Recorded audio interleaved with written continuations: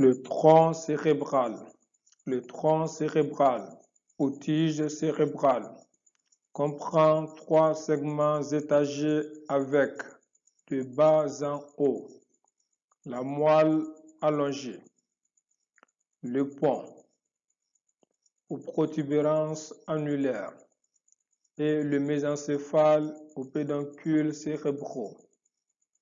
Il fait suite en bas à la moelle et en haut rejoint le cerveau. Il est situé dans l'étage inférieur du crâne, fosse cérébrale postérieure, et sa face ventrale répond au clivis, composé de la face postérieure du sphénoïde et de la lame basilaire de l'occipital.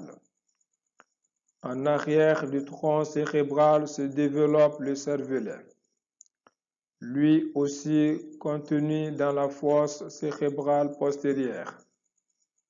Pour étudier le tronc cérébral, il est nécessaire de le séparer du cervelet en sectionnant le pédoncule cérébelleux. Morphologie externe. État général. Le tronc cérébral est une portion épaissie du tube neural, de teinte blanchâtre. Il mesure en moyenne 6 à 7 cm de haut, pour 3 à 4 cm dans le sens transversal. On décrit au tronc cérébral 4 faces. Une face ventrale, une face dorsale et des faces latérales. La face ventrale. En bas, la moelle allongée prolonge régulièrement la face ventrale de la moelle. On distingue nettement les sillons ventrales. Le cordon ventral s'évase et en haut forme un relief de chaque côté de la ligne médiane. La pyramide bulbaire. Latéralement, le cordon latéral s'évase aussi et on note, tout en haut, un relief arrondi, l'olive bulbaire. Un sillon très net sépare la portion bulbaire de la masse sous-jacente, représentée par le pont. C'est le sillon transversal médullo-pontique ou bulbo-protubérantiel ou bulbo-pontique. La protubérance ou pont est une masse de substances nerveuses transversalement disposées. On distingue mal un sillon médian. La face ventrale se poursuit sans limite nette par la face latérale. Un sillon net ponto-pédonculaire sépare le pont du mésencéphale sous-jacent. Le mésencéphale est représenté par une masse commune qui très rapidement se divise en une partie droite et une partie gauche que l'on appelle pédoncules cérébraux. Les pédoncules réalisent en quelque sorte des piliers divergents vers le haut. Le mésencéphale est limité en haut par le passage des voies optiques, chiasma au centre et tratus optique latéralement. Entre les pédoncules latéralement, le chiasma en haut et le pont en bas. Une petite zone appartenant au diencéphale comporte 3 éléments à décrire. La tige hypophysaire, les tubercules ou corps mammillaire, l'espace perforé postérieur. La face latérale. La moelle allongée s'évase en haut. On voit bien le relief de l'olive bulbaire sous le sillon médullo-pontique ou bulbo-pontique. Plus en arrière, la moelle allongée est sectionnée au niveau du pédoncule cérébelleux inférieur. Le pont s'amincit latéralement et sa section représente le pédoncule cérébelleux moyen. Le mésencéphale présente la face latérale du pédoncule cérébral surmontée des voies optiques, avec, en arrière du pédoncule cérébral, un prolongement descendant, dont la partie basse est sectionnée. C'est le pédoncule cérébelleux supérieur. La face dorsale. En bas, la moelle allongée prolonge simplement la moelle spinale, mais rapidement les cordons postérieurs de la moelle s'écartent l'un de l'autre. Entre eux apparaît une simple membrane mince, la membrana tectoria, percée d'un orifice dit de Majandi. Il s'agit de l'ouverture médiane du quatrième ventricule. En haut, ces cordons écartés l'un de l'autre sont sectionnés car ils gagnent normalement le cervelet. Ce sont les pédoncules cérébelleux inférieurs. En haut, le mésencéphale est représenté par la masse qui gagne le cerveau. S'en détache pour venir en bas en divergeant les pédoncules cérébelleux supérieurs, qui sont eux aussi sectionnés. Ils sont réunis en haut par le frein du voile médulaire supérieur ou frein de la valvule de Viescence. Les pédoncules cérébelleux inférieurs, au niveau de leur divergence, sont unis par des tractus transversaux. C'est la zone de l'obex ou verrou. Au niveau de la masse mésencéphalique, on distingue 4 reliefs arrondis, les colliculi, dont 2 supérieurs et 2 inférieurs. Entre eux, une petite masse en forme de pigne de pin, le corps pinéal ou l'épiphyse.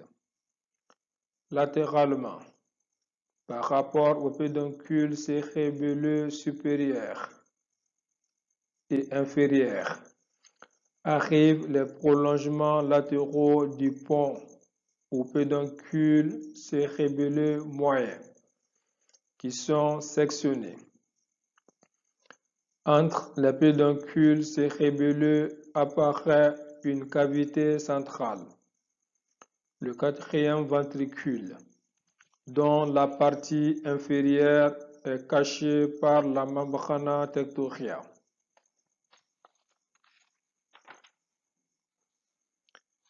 Les nerfs crâniens.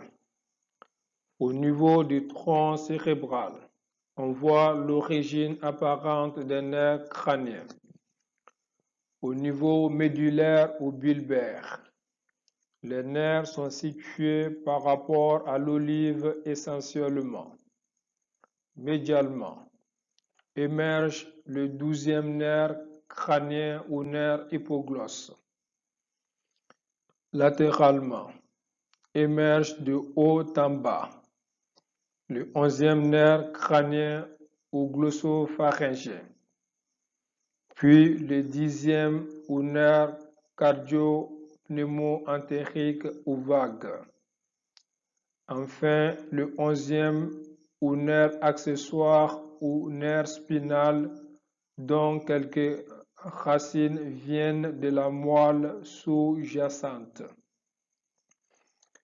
En haut, on note l'émergence médialement du 7e nerf crânien ou nerf facial, accompagné du 7 bis ou intermédiaire de Rysberg. Et plus latéralement émerge le 8e nerf ou nerf stato-acoustique ou vestibulo-cochléaire ou nerf auditif. Enfin, dans le sillon ponto-pédonculaire, de part et d'autre de la ligne médiane, émerge le 6e nerf crânien ou nerf abducteur de l'œil ou nerf abducens. Il existe là une petite fossette dite foramen secum. Au niveau du pont, un seul nerf apparaît. C'est le 5e nerf crânien ou nerf trijumeau volumineux. Il émerge à la limite entre face ventrale et face latérale du pont. Il est composé d'une petite racine médiale, motrice, et d'une grosse racine latérale sensitive. Au niveau mésencéphalique, sur la face ventrale, on voit apparaître le 3e nerf crânien ou nerf moteur oculaire, formé de radicelles émergeant de l'espace perforé postérieur et qui rejoignent très vite les radicelles émergeant du pédoncule cérébral. Sur la face dorsale apparaît le 4e nerf crânien ou nerf trochléaire, de part et d'autre du corps pinéal ou de l'épiphyse, en dessous des colliculi inférieurs. Ce nerf contourne très rapidement la face dorsale, puis latérale, du tronc cérébral pour se diriger en avant avec les autres nerfs crâniens. Il faut noter que c'est le seul nerf crânien dont l'émergence est dorsale. Les coupes du tronc cérébral. Sur 4 coupes réalisées transversalement de bas en haut, on peut apprécier le relief du tronc cérébral. Au niveau de la moelle allongée basse, la morphologie est peu différente de celle de la moelle spinale. Seule la cavité épendymère apparaît plus dorsale que dans la moelle spinale. Au niveau de la moelle allongée haute, ventralement et latéralement, on reconnaît la pyramide bulbaire, puis l'olive bulbaire. Dorsalement, la cavité épendymère, élargie, s'ouvre en arrière, limitée sur les côtés par les pédoncules cérébelleux inférieurs. Au niveau du pont, dont on reconnaît la face ventrale bombée, on distingue la cavité épendymère, largement ouverte dorsalement et limitée sur les côtés par les pédoncules cérébelleux moyens. Au niveau du mésencéphale, l'aspect est typique. Ventralement, on distingue le relief des pédoncules cérébraux écartés l'un de l'autre et que l'on appelle pied des pédoncules.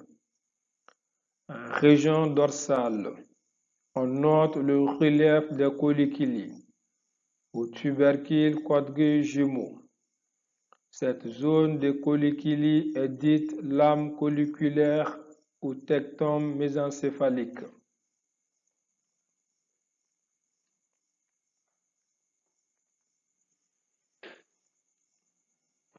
entre les pieds des pédoncules cérébraux, ventralement, et les tectons mésencéphaliques, dorsalement, se situe la région appelée tegmentum mésencéphalique ou calotte pédonculaire, avec dans sa partie médiale et dorsale la cavité épandymère, l'aqueduc du cerveau ou de Sylvis.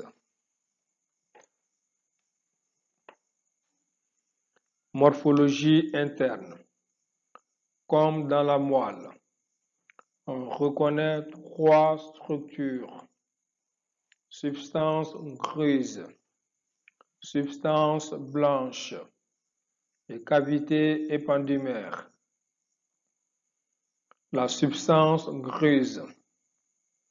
La substance grise est répartie sous forme de noyaux des nerfs crâniens, de noyaux propres et de substances réticulées. Les noyaux des nerfs crâniens. Ils sont répartis sous forme de 6 colonnes de noyaux, groupement de corps cellulaires neuronaux, placés de dedans en dehors, juste sous le plancher du quatrième ventricule. Au niveau de la moelle, la substance grise est unique, tous les neurones étant mêlés avec. Cependant, les neurones moteurs dans la corne ventrale et les neurones sensitifs dans la corne dorsale. Les bases des cornes répondent aux neurones végétatifs, moteurs et sensitifs, alors que les apex et cols contiennent les neurones somatiques, moteurs et sensitifs, destinés au système de la vie de relation. On pourrait imaginer les neurones séparés en raison de leur destinée fonctionnelle. On obtient ainsi 4 groupes de neurones, disposés de la région ventrale à la région dorsale. Noyau moteur somatique, noyau moteur végétatif, noyau sensitif végétatif et noyau sensitif somatique. Au niveau du tronc cérébral, la substance grise est éclatée sous forme de noyaux. Les noyaux se disposent de dedans en dehors, sous le quatrième ventricule avec, près de la ligne médiane, les noyaux moteurs, somatiques et végétatifs. Puis, plus latéralement, les noyaux sensitifs, végétatifs et somatiques. Cette disposition est la conséquence de l'écartement latéral des cordons dorsaux, devenus pédoncules cérébelleux, en raison du développement important de la cavité épandymère qui s'ouvre à la face dorsale du tronc cérébral. Ainsi,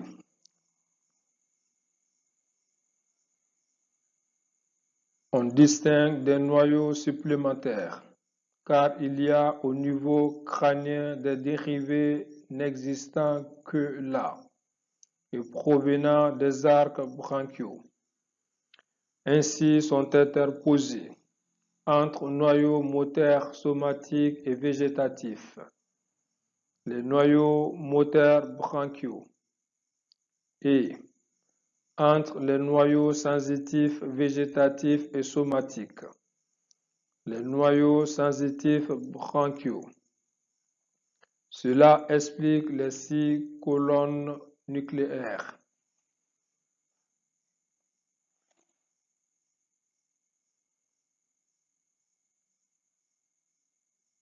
Sur la figure 38, La figure 38 montre, sur une projection du V4, la disposition de ces colonnes nucléaires correspondant à l'origine réelle des nerfs crâniens. On remarque l'importance du noyau du cinquième nerf crânien, trijumeau, étalé depuis le mésencéphale jusque dans la moelle haute. La figure 39 montre certains noyaux selon les 4 coupes du tronc cérébral que nous connaissons déjà. La substance réticulée. La substance réticulée ou formation réticulaire est un réseau de neurones sous forme d'un filet étendu sur toute la hauteur du tronc cérébral dans sa région centrale. La substance réticulée ou formation réticulaire est un réseau de neurones sous forme d'un filet étendu sur toute la hauteur du tronc cérébral dans sa région centrale.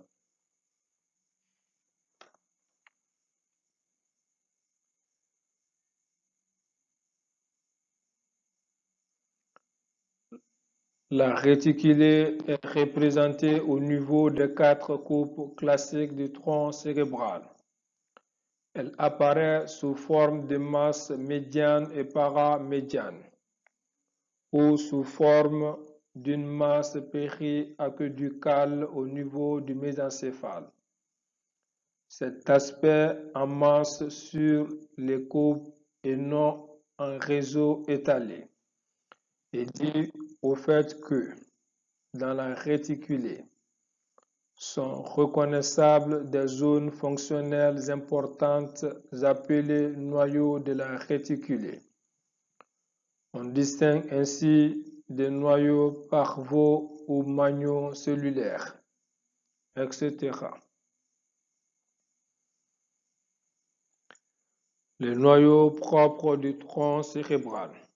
Dans chaque partie constitutive du tronc cérébral, on trouve des noyaux spécifiques à chacune de ces régions.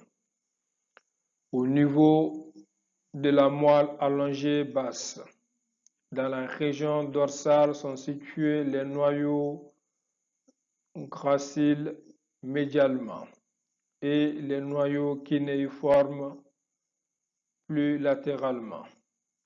Au niveau de la moelle allongée haute, le noyau olivaire, latéralement, en forme de bourse plissée, qui donne le relief dit olive bilbaire.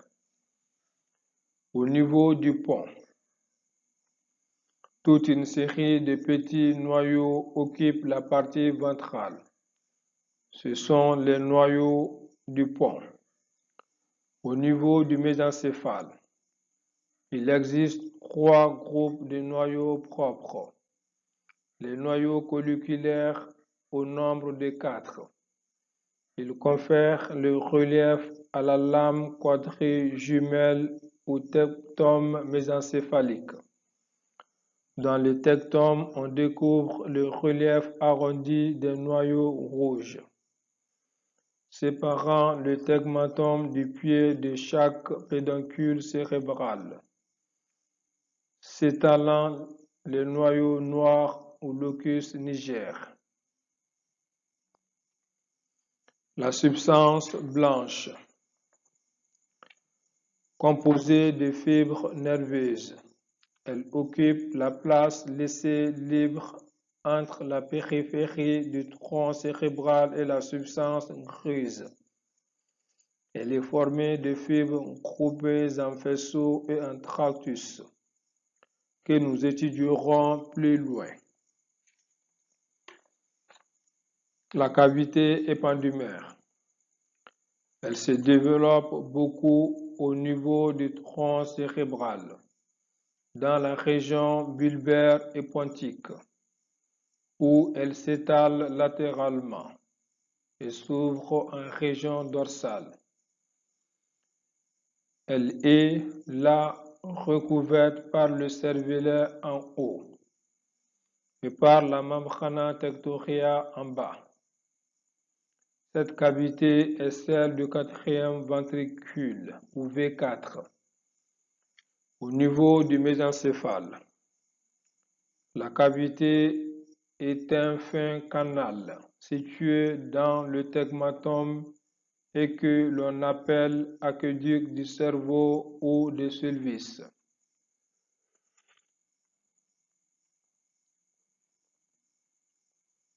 Le quatrième ventricule de profil est triangulaire, avec un plancher situé ventralement et un toit situé dorsalement, répondant au cervelet et à la membrane tectoria percée de l'ouverture de Majandi, ou ouverture médiane du quatrième ventricule.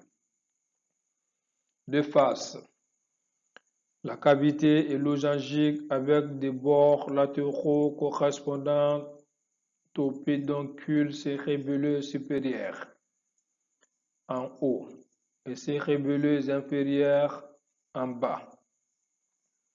Les angles, au nombre de 4, sont l'angle supérieur, où s'ouvre l'aqueduc du cerveau ou des Sylvis, l'angle inférieur, où débute le canal épendymère médulaire, les angles latéraux, où se rejoignent les pédoncules cérébelleux supérieurs, moyens et inférieurs, qui sont normalement bouchés, mais il peut y avoir un orifice dit de Louchka. Le plancher comporte, sur la ligne médiane, un sillon net, la tige du calamus scriptorus. Latéralement à ce sillon, on note un relief bombant vers l'arrière, l'aile blanche interne, puis plus latéralement, une dépression, l'aile grise. Enfin, près de l'angle latéral, un deuxième relief bombé, l'aile blanche externe. Dans la partie basse, s'échappant de la tige du calamus scriptorus, on voit les stries acoustiques qui se dirigent vers l'aile blanche externe. Ces reliefs, aile grise et aile blanche, répondent en fait au noyau des nerfs crâniens qui sont sous-jacents.